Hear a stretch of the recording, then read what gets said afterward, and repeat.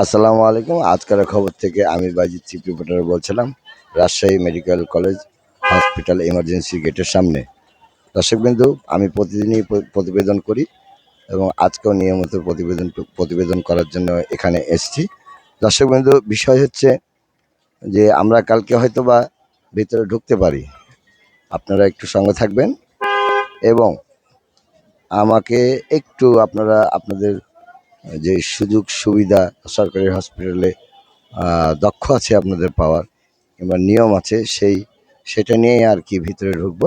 এর আগেও আমি চিঠি দিয়ে ব্রিগেডিয়ার সাহেবকে বলেছিলাম, কালকেও বলেছি এই কথা, আজকেও বলছি, কিন্তু তার কোনো সদুত্তর আমরা পাইনি।